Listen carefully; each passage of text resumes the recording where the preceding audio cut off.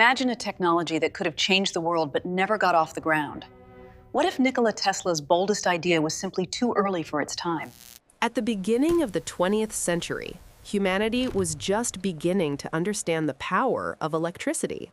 Cities were first lit by electric lamps, factories switched to electric motors, and wires gradually entwined the streets. For most people, this already seemed like a miracle and a symbol of progress. But for Nikola Tesla, this was not enough. He believed that electricity should not be limited to cables, poles, and meters. In his vision, energy should be available everywhere, regardless of location, borders, or infrastructure, as naturally as air or sunlight. At that time, Tesla was already one of the most famous inventors of his time. His work with alternating current became the basis of modern electrical networks, and his name was known both in scientific circles and in the press. However, Tesla himself perceived this only as an intermediate stage. In his notes and speeches, he repeatedly emphasized that the true potential of electricity had not yet been revealed. He was interested not just in the transmission of energy, but in a fundamentally different approach, using the Earth itself as an active element of the energy system. Tesla believed that our planet was capable of entering into electrical resonance. He viewed the Earth not as a passive object, but as a giant conductor that could transmit vibrations over great distances without significant losses. It was this idea that formed the basis of his most ambitious project. In 1901, construction began on the Wardenclyffe Tower on Long Island, a structure that looked quite simple on the outside, but concealed a complex engineering concept. Under the tower were metal electrodes buried deep in the ground, which were supposed to connect the installation with the electrical properties of the planet. For Tesla, Wardenclyffe was not just a signal transmitter. He planned to create a global system capable of transmitting information and energy simultaneously. In his laboratories, he had already demonstrated the effects of wireless transmission: light bulbs that lit up without being connected, electric discharges that occurred at a distance from the current source. These experiments were documented, repeatable, and based on real physical phenomena. For Tesla, this was confirmation that his theory had practical applications. The project was financed by John Pierpont Morgan, one of the most influential financiers of the time. Initially, Morgan was interested in creating a powerful wireless communication system that could be commercially successful. However, it later became clear that Tesla was thinking much more broadly. His idea of wireless energy transmission did not involve simple control or metering of consumption. This was the turning point. The investor lost interest, and financing was stopped before construction was even completed. Without financial support, the project gradually stalled. The Wardenclyffe Tower was never fully operational. I understand your reservations, sir, but the alternating current was merely the beginning. Tesla tried to find new investors, but most people thought his ideas were too radical and premature. The world was ready for electricity as a commodity, but it was not ready for energy available to everyone without restrictions. Over the years, the building fell into disrepair, and Tesla himself increasingly withdrew from the public eye. In 1917, the tower was dismantled, and the Wardenclyffe project finally remained only in the pages of history. For the rest of his life, Tesla claimed that his system would work if given a chance. After his death, some of his scientific records disappeared or were classified, and we never learned all the details of his plan. Today, when humanity is once again returning to the ideas of wireless energy transmission and global systems, the question arises: was the Wardenclyffe Tower an unsuccessful fantasy, or simply an idea that appeared too early for its time? What if the internet had existed before computers? In 1945, an idea was written down on paper. And perhaps it was the beginning of our digital future. In the first half of the 20th century, humanity faced a problem that it was not yet fully aware of. The amount of information was growing faster than people could process it. Scientific articles, technical reports, books, and archives were accumulating in libraries and repositories, but finding connections between them was becoming increasingly difficult. Knowledge existed, but it was fragmented. A person read page after page, book after book, moving linearly, while thinking works completely differently, associatively, jumping from idea to idea. It was at this moment that a person appeared who for the first time asked the question, what if a machine could think in the same way as the human mind? This man was Vannevar Bush, an American engineer, scientist, and organizer of science. During World War II, he coordinated the United States' vast scientific programs, working with the best minds of his time.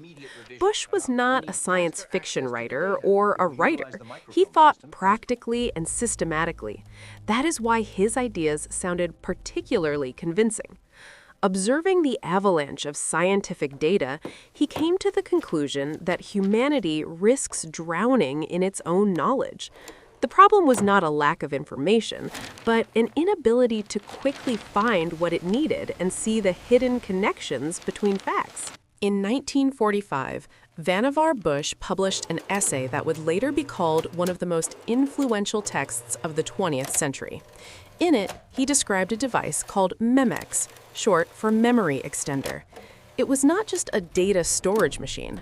MEMEX was conceived as a personal intellectual space for a person. The device was supposed to store all the books, articles, records, photographs, and notes of the owner, but most importantly, it would allow the creation of associative connections between them, similar to those formed by the human brain. Unlike libraries and catalogs, where information is organized in a rigid hierarchy, MEMEX would work differently. A user could connect two ideas with a single click, creating a so-called trail. Opening one document would immediately bring up related materials, even if they were in a completely different field of knowledge. Bush actually described the principle of hyperlinks decades before computers. He believed that such a system would help people think more effectively, discover new ideas, and accelerate scientific progress. From a technical point of view, MEMEX was a purely analog device. It did not have electronic processors in the modern sense. The basis was supposed to be microfilm, optical systems, levers, and mechanical switches. But even in this form, the concept looked incredibly bold. Bush described how a person would sit at a special table, view information on screens, quickly switch between sources, and create their own knowledge routes. In fact, it was a prototype of a personal computer, a browser, and digital memory, long before words appeared to describe them. Despite the genius of the idea, MEMEX was never built. Technological capabilities at the time were limited, and after the war, the world focused on other priorities. However, the concept itself did not disappear. Bush's ideas were read and discussed by future creators of the digital age. It was MEMEX that pioneers of hypertext, computer networks, and personal information systems referred to. Although the device remained only on paper, it began to live in the minds of other people, gradually transforming into real technology. Today, with the internet, search engines, and digital archives, the idea of MEMEX sounds almost prophetic. We store our memories in files, we link ideas, and we jump from one source to another with a click. What Vannevar Bush described as a mechanical microfilm table has become a global knowledge network. But at the same time, the question arises, do modern technologies really help us think more deeply, or do they just increase the flow of information? MEMEX remained a machine that no one had ever seen, but perhaps that is why its idea became so influential. It was not tied to a specific technology, only to a way of thinking. And today, as humanity once again seeks ways to combine artificial intelligence and human memory, it is worth remembering the question that Vannevar Bush asked back in 1945. Can we create a tool that does not just store knowledge, but also helps a person think? And perhaps we are still just trying to implement an idea that appeared too early for its time. In this video, I'll show you how we learn to measure it through kicks, from the sun and water to atoms. Time seems obvious to us. Clocks show minutes, phones automatically synchronize with servers, and the whole world lives according to a precise schedule. But for most of human history, time did not exist in our understanding. There were no seconds, minutes, or even hours. People did not count time, they only observed the changes around them. Light was replaced by darkness, heat by cold, and day by night. Time was not a number, but a feeling of the movement of the world. The first tool for measuring time was the sun. People noticed that the shadows from objects changed their length and direction during the day. This is how sundials appeared. They did not measure the exact time, but set a rhythm: morning, noon, evening. This was enough for the life of the first civilizations. Time depended entirely on the sky and was part of nature. However, sundials had limitations. They were useless at night and inaccurate in cloudy weather. Humanity needed a way to tell time without the sun. Thus, water clocks, or clepsydras, were invented. Water would slowly flow out of a container, and the level of water could be used to determine how much time had passed. This was the first step toward abstract time, independent of light and darkness. Water clocks were used in temples, courts, and palaces. They allowed time to be measured at night and in enclosed spaces. But their accuracy was limited. Temperature, pressure, and wear of materials affected the rate at which water flowed. Time was still an approximation. People could see it passing, but they could not accurately divide it. In parallel, people used other processes: hourglasses, candles, the burning of incense. In each of these instruments, time was associated with something that disappears. Sand flows, wax melts, fire goes out. Time was perceived as a loss, as something that cannot be stopped or turned back. The real turning point came when people decided that time could not only be observed, but also made to move evenly. This is how the first mechanical clocks appeared. They were made of gears, levers, and wheels. They did not always show the time with hands, but rang a bell, notifying of certain moments of the day. Time becomes a controlled mechanism. In parallel, people used other processes: hourglasses, candles, the burning of incense. In each of these instruments, time was associated with something that disappears. Sand flows, wax melts, fire goes out. Time was perceived as a loss, as something that cannot be stopped or turned back. The real turning point came when people decided that time could not only be observed, but also made to move evenly. This is how the first mechanical clocks appeared. They were made of gears, levers, and wheels. They did not always show the time with hands, but rang a bell, notifying of certain moments of the day. Time becomes a controlled mechanism. The problem of accurate time was particularly acute for sailors. Determining longitude depended on an accurate comparison of time between a ship and a reference point. An error of even a few seconds could mean a deviation of hundreds of kilometers. It was this problem that forced humanity to look for new, more accurate ways of measuring time. In the 20th century, the solution came from physics. Quartz watches used the property of a quartz crystal to vibrate at an extremely stable frequency. This made time measurement much more accurate and accessible. Watches became widespread, cheap, and reliable. Time entered every home. But even quartz was not the limit. Scientists realized that the most stable processes exist at the level of atoms. Thus, atomic clocks appeared. They count the fluctuations of energy inside atoms, and it is these fluctuations that determine the second. Time ceased to depend on mechanics, temperature, or wear of materials. Today, atomic time rules the world. GPS navigation, the internet, financial systems, satellites, and power grids depend on accuracy down to nanoseconds. What was once determined by the shadow on the ground is now determined by the behavior of atoms. The world works as a single, synchronized mechanism.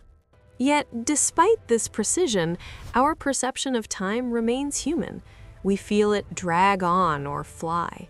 Technology has taught us to count time perfectly, but it has not taught us to control the feeling of its flow. From shadows on the sand to the vibrations of atoms, the history of measuring time is the history of trying to organize reality. Humanity has learned to count time, but the question remains, can we ever learn to live beyond its dictates? In this video, we'll look at Leonardo da Vinci not as an artist, but as an engineer who designed machines hundreds of years ahead. Leonardo da Vinci went down in history as an artist. The Mona Lisa, the Last Supper, anatomical sketches of the human body. But painting was only the visible part of his mind. In fact, Leonardo thought like an engineer of the future. In his notebooks, there are thousands of pages of drawings, diagrams, and technical ideas, machines that did not exist, mechanisms that no one built, concepts that were centuries ahead of their time. Most of these inventions Leonardo never saw in motion, but today we can try to imagine. What would happen if these machines really worked? Unlike myths, Leonardo did not draw abstract fantasies. His drawings were extremely accurate. He calculated proportions, forces, and transmission of motion. In the Codex Atlanticus and Codex Leicester, you can see detailed drawings of gears, shafts, bearings, and lever systems. These are not the dreams of an artist, they are the work of an engineer. Leonardo constantly observed nature and transferred its principles to mechanics. He analyzed the movement of bird wings, the flow of water, and the work of human muscles. His machines were an attempt to recreate the laws of the world in wood, metal, and ropes. One of Leonardo's most famous projects was the ornithopter, an aircraft with movable wings. Leonardo believed that a person would be able to fly if he could imitate the movements of a bird. His drawings show a complex system of levers that were to transmit the power of human muscles to large wings. The pilot would lie inside the structure and set the mechanism in motion with his arms and legs. Today, we understand that human muscle power is not enough for such a flight, but the idea itself, the analysis of aerodynamics, balance, and control, was revolutionary for the 15th century. Leonardo actually laid the foundations of engineering thinking in aviation. A lesser-known but no less impressive development is the armored fighting vehicle, which today is called the Leonardo tank. It was a cone-shaped structure with guns around the perimeter. Inside were people who were supposed to rotate the wheel system, setting the machine in motion. Leonardo tried to create a mobile fortress that could move around the battlefield, protecting the crew and delivering blows from all sides. Interestingly, the drawings contain an error in the transmission of motion, perhaps intentional. Some researchers believe that Leonardo did not want his machine to be actually used in war. But the very concept of an armored mobile platform appeared 400 years before modern tanks. Among Leonardo's drawings, there is something even more unexpected, a mechanical knight. This is not a metaphor. It is a humanoid machine capable of moving its arms, turning its head, sitting down, and standing up. Inside is a system of cables, pulleys, and gears that imitate the work of muscles.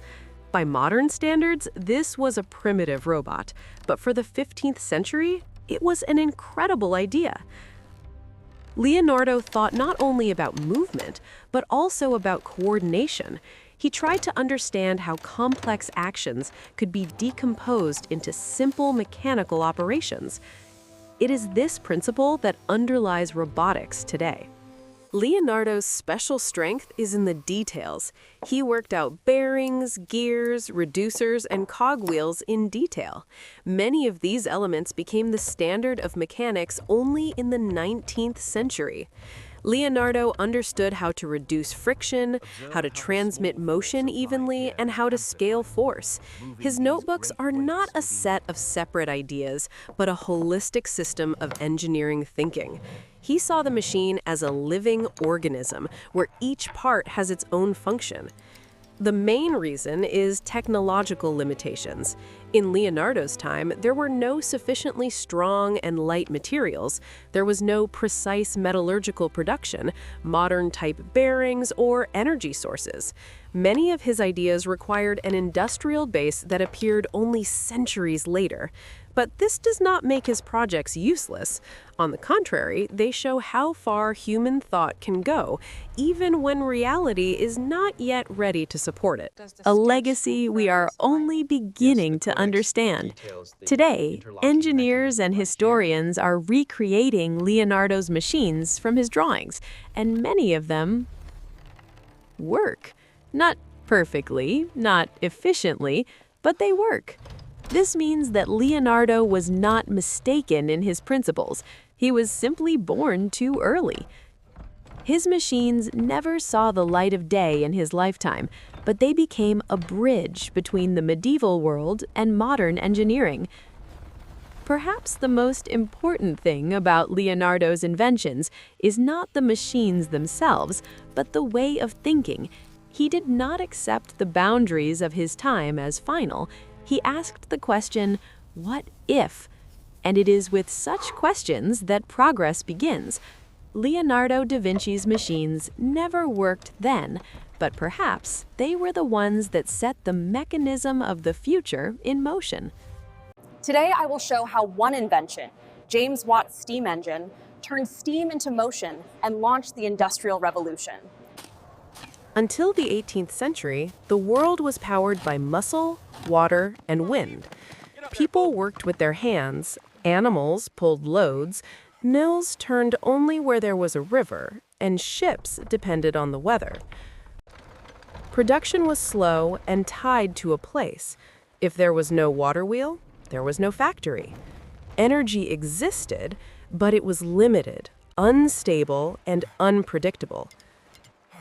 Humanity did not yet have a universal source of power that could be turned on anywhere and at any time.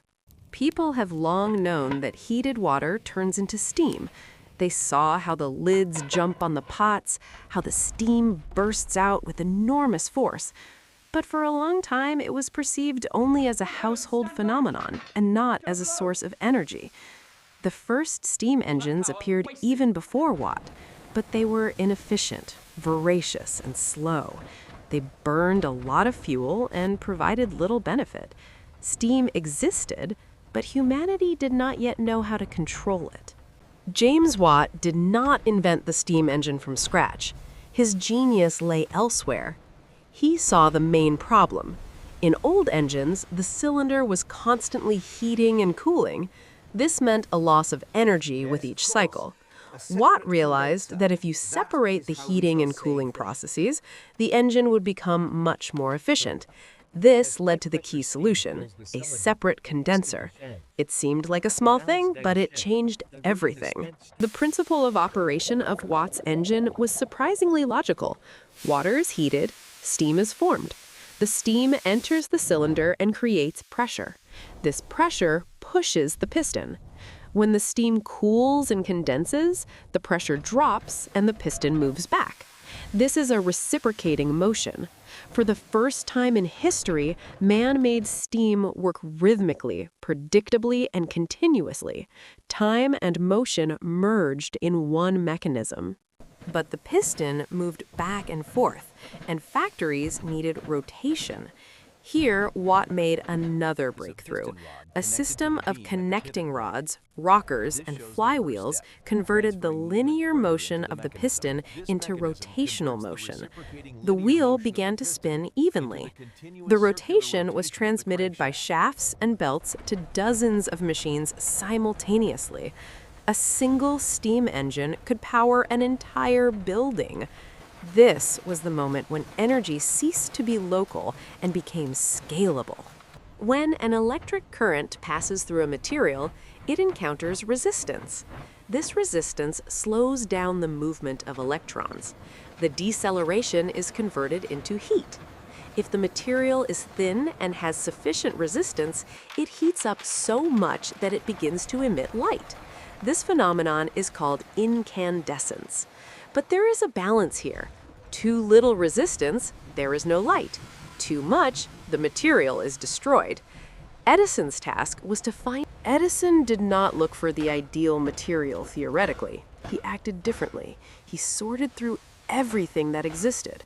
Cotton, linen, paper, thread, hair, bamboo. The materials were charred, placed in a vacuum, and passed through a current. According to various estimates, there were more than 6,000 experiments. Most lamps burned for seconds or minutes, but each failure provided data. Edison did not ask why it did not work. He asked how many more options were left. Control over space, the birth of the global world.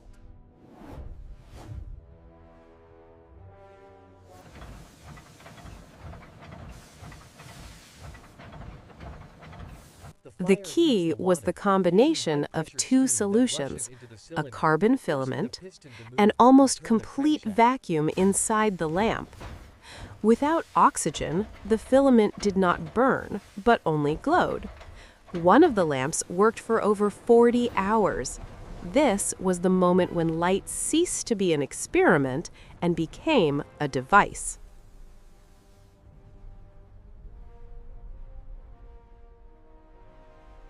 Today, we will analyze how one idea of Thomas Edison turned darkness into light and changed the lives of all humanity.